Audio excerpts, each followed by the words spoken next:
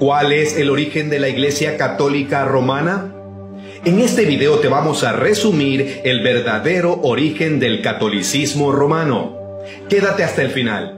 La Iglesia Católica Romana presume que su origen se encuentra en la muerte, resurrección y ascensión de Jesucristo, aproximadamente en el año 30. Además, la Iglesia Católica se proclama a sí misma como la Iglesia por la que murió Jesucristo y asume que fue establecida y constituida por los apóstoles.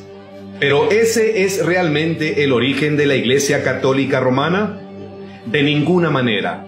Aún una lectura superficial del Nuevo Testamento revela que la Iglesia Católica no tiene nada que ver en su origen con las enseñanzas de Jesús o de sus apóstoles, ya que en el Nuevo Testamento no hay mención alguna del papado, de la veneración o adoración a María o de su perpetua virginidad.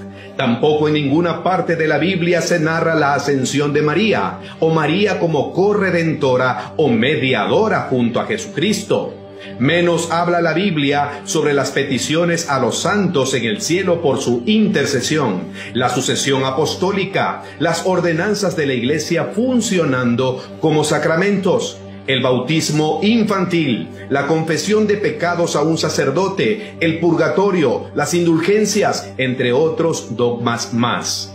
Así que, si el origen de la Iglesia Católica no se encuentra en las enseñanzas de Jesús y sus apóstoles, ¿cuál entonces es el verdadero origen de la Iglesia Católica Romana? Vamos a descubrirlo. Partamos de esto.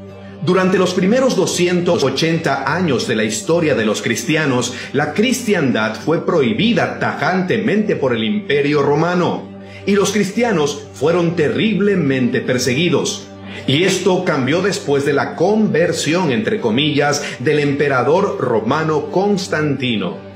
Entonces, Constantino legalizó el cristianismo en el Edicto de Milán recién en el año 313, y después, en el año 325, Constantino convocó al Concilio de Nicea en un intento por unificar la cristiandad. Este hombre visualizó el cristianismo como una religión que pudiera unir al Imperio Romano, el cual en ese tiempo comenzaba a fragmentarse y dividirse. Mientras esto hubiera parecido ser un desarrollo positivo, el resultado fue todo menos positivo, ya que Constantino se negó a adoptar de lleno la fe cristiana y más bien continuó con muchas de sus creencias y prácticas paganas. Lo mismo la supuesta iglesia cristiana que Constantino promovió, era una mezcla del cristianismo con el paganismo romano. En resumen, el catolicismo se apoderó del cristianismo a la fuerza. Constantino descubrió que con la gran extensión del Imperio Romano, tan diverso y expansivo, no todos accederían a renunciar a sus creencias religiosas y abrazar el cristianismo en su lugar. Así que este hombre permitió y aún promovió la cristianización de las creencias paganas. Y así, creencias completamente paganas y totalmente antibíblicas le dieron nuevas identidades al supuesto nuevo cristianismo. A continuación, algunos claros ejemplos de esta mezcla. 1. El culto a Isis, una religión de la madre diosa egipcia, fue absorbida dentro del cristianismo, reemplazando a Isis con María.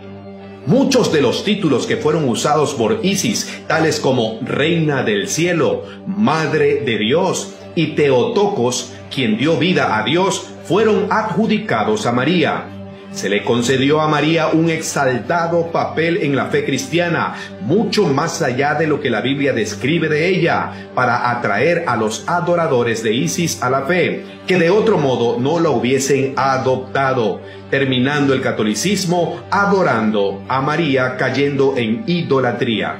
Las primeras claras señales de la mariología católica ocurrieron en los escritos de Origen, Egipto, el cual resultaba ser el punto focal de la adoración a Isis.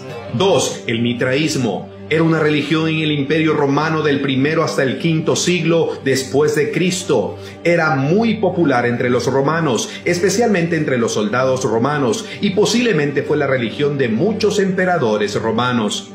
Mientras que nunca al mitraísmo se le concedió un estatus oficial en el Imperio Romano, fue de hecho la religión oficial, hasta que Constantino y los siguientes emperadores romanos reemplazaron el mitraísmo con el cristianismo. Ahora bien, una de las características claves del mitraísmo era una comida de sacrificio, la cual consistía en comer la carne y beber la sangre de un toro. Mitras, el dios del mitraísmo, estaba presente en la carne y la sangre del toro. Y cuando eran consumidas, se otorgaba la salvación a aquellos que tomaban parte de la comida del sacrificio. Entonces, Constantino y sus sucesores fundaron un fácil sustituto de la comida sacrificial del mitraísmo en el concepto de la Cena del Señor, la comunión católica, rechazando el concepto bíblico de un acto espiritual, representativo y de adoración del recordatorio de la muerte y derramamiento de la sangre de Cristo. La romanización de la Cena del Señor hizo la transición a una consumación del sacrificio de Jesucristo, conocido ahora como la Misa Católica, la Eucaristía. El mitraísmo también tenía 7 llamados sacramentos, haciendo que las similitudes entre el mitraísmo y el catolicismo romano sean aún demasiado para ser ignoradas. 3. La mayoría de los emperadores romanos y ciudadanos eran enoteístas. Es alguien que cree en la existencia de muchos dioses, pero que tiene un enfoque primario en un dios en particular y considera a un dios en particular como supremo sobre los otros dioses. Por ejemplo, el dios romano Júpiter era supremo sobre el panteón romano, la totalidad de los dioses. Los marinos romanos con frecuencia eran adoradores de Neptuno, el dios de los océanos. Cuando la Iglesia Católica absorbió el paganismo romano, simplemente reemplazó el panteón de dioses con los santos. Así como el panteón de dioses romanos tenía un dios de amor, un dios de la paz, un dios de la guerra, un dios de la fuerza, un dios de la sabiduría, etc., la Iglesia Católica tiene un santo que está a cargo de cada una de estas características, y existen muchas otras categorías.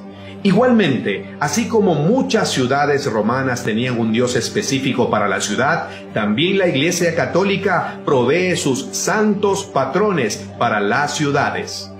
Y 4. La supremacía del obispo romano, el papado.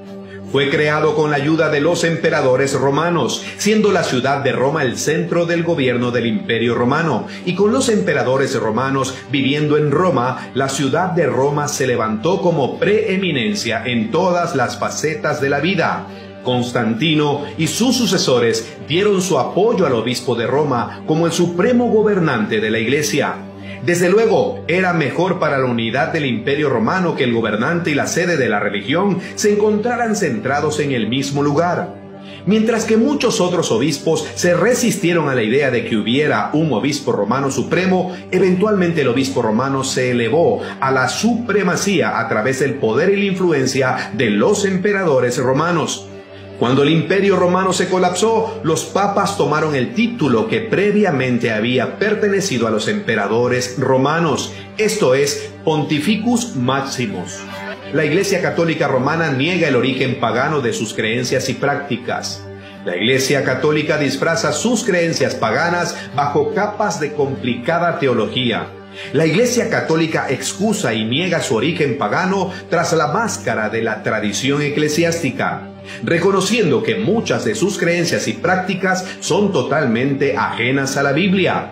La Iglesia Católica está forzada a negar la autoridad y suficiencia de las Sagradas Escrituras. El origen de la Iglesia Católica Apostólica y Romana es la trágica mezcla del cristianismo con el paganismo. Y en vez de proclamar el Evangelio y convertir a los paganos, la Iglesia Católica cristianizó las religiones paganas y paganizó el cristianismo. Esto al mezclar las diferencias y borrar las características distintivas. Sí, la Iglesia Católica se hizo a sí misma atractiva a la gente del Imperio Romano. Uno de los resultados fue que la Iglesia Católica se convirtiera en la religión suprema en el mundo romano. Y obviamente que hasta ahora ha sido una de las religiones más aceptadas en el mundo.